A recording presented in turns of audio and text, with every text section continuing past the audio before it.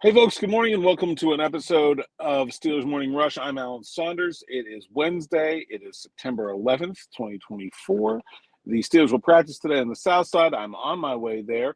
I'm a little bit behind. I had a doctor's appointment this morning, so you're getting the usual afternoon drive setting in the morning. So you'll have to bear with me here as I don't have Smitty to facilitate things for me. But, of course, I'll be back with another episode of Afternoon Drive with Smitty this afternoon, so make sure you stick around for that. Like, subscribe to the YouTube channel and hit that bell for notifications so you don't miss it.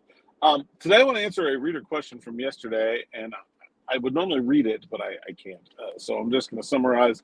The question is, though, from yesterday's episode was how does the percentage of what a player's salary count against the salary cap work? How does that work? And I think that was a good topic for this show as I try to kind of explain things and, sort of fit with the theme of yesterday where we talked about player value and that type of thing. So there are generally two types of monies that are paid to players. There are signing bonuses and then there are salary.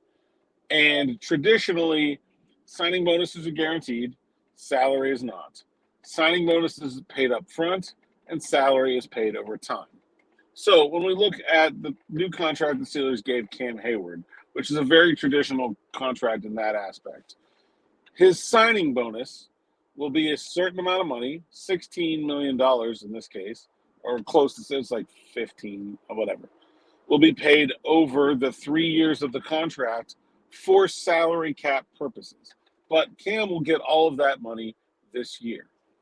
The actual payment schedule for signing bonuses is actually negotiable between the player and the team, and it's different for every contract. So he might have gotten all of that money the second he signed it.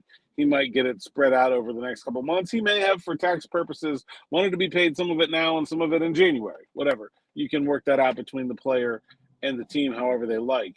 But the important thing to understand about a signing bonus is the money is already paid, is guaranteed to the player the second the contract is signed. And outside of like a, time, outside of like something where the player is suspended and, the contract is voided or something like that, that money is guaranteed. That will be paid. And it will be paid, and then it will counter the cap over the length of the contract. So it's sort of like buying something on store credit, right? You pay very little. The payments get spread out over time. So the 15 point whatever million of Cam Heyward signing bonus over a 3-year contract will count against the Steelers cap 5 years, and 5 million over 3 years. But he gets paid all that money this year. Okay. Now, next year, Cam will have a salary of, I don't know, I think it's 14. Well, I don't know what the breakdown is, but the next 2 years, the salary average is $14.5 million. That money will be paid out that season in the game weeks. So players get a weekly check during the season. They get 18 paychecks a year, one for every week of the season, one per game in the bye week.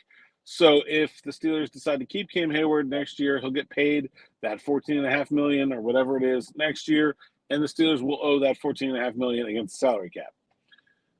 However, that money's not guaranteed. So right now, it's mostly just like a strong suggestion that the Steelers are going to pay Cam Heyward $14.5 million next year.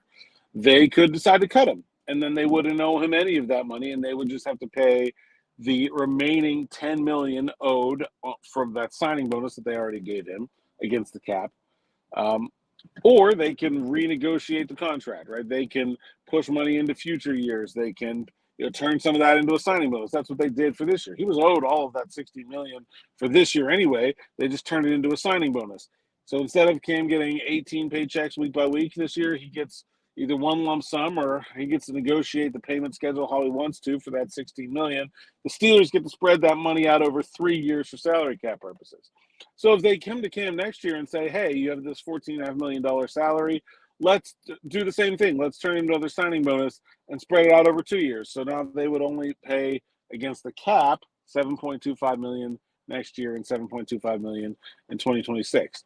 Those future cap charges are largely non-negotiable. That's why the Browns are totally screwed when it comes to Deshaun Watson's contract. Now, his isn't all signing bonus. He actually has guaranteed salary, but it generally works in the same way. Once you have agreed to pay that money, you are stuck paying it, and there is nothing you can do really to get out of it. So, that's the downside for the team of giving that contract up, because if the player doesn't live up to it, you may have to eat a big dead cap hit. But the upside is you get to spread the money out over time instead of paying it as you go. And so that way you can push money into future years, and with the hope that the cap will rise, and that $5 million that Cam Heyward's going to come against the cap in 2026 will be a smaller percentage of the salary cap than the $5 million that he will come against the cap this year, because of that signing bonus. So that's generally the way things work. There is a ton of minutia when it comes to the salary cap. I think I'm pretty good at it compared to most Steelers reporters, but there are certainly people better than me out there. I lean on the guys that over the cap a lot. I think they do really nice work, and they're pretty much experts in the field. Although even there, it's really hard. They have to pay attention to 32 teams. I only care about one, so sometimes it's a little easier for me to notice things than it is even for them.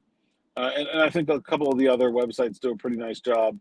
Dave Bryan at Steelers Depot does a really nice job with the salary cap.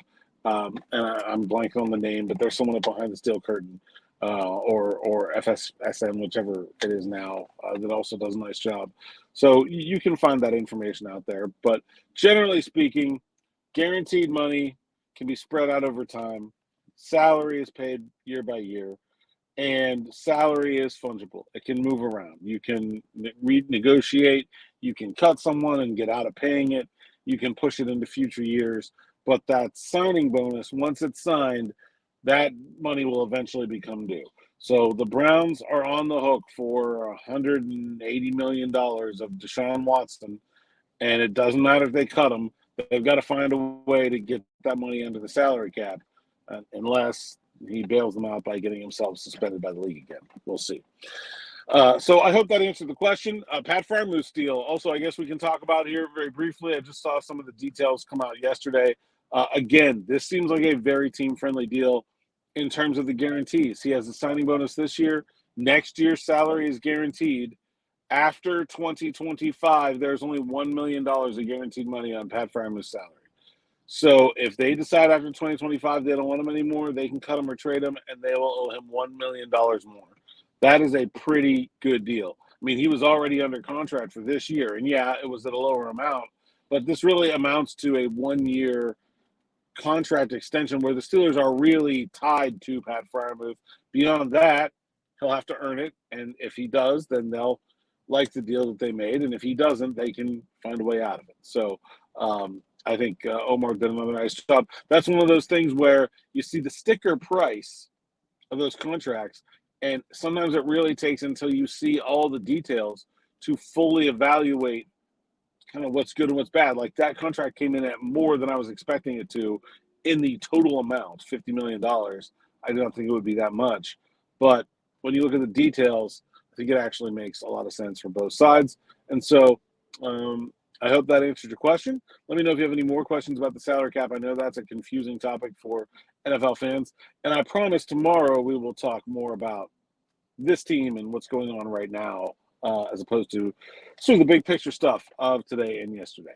Thanks for listening. Thanks for watching. Make sure you like and subscribe to the YouTube channel. We'll be back with another episode of Afternoon Drive with Smitty a little bit later today. Until then, we'll see you next time.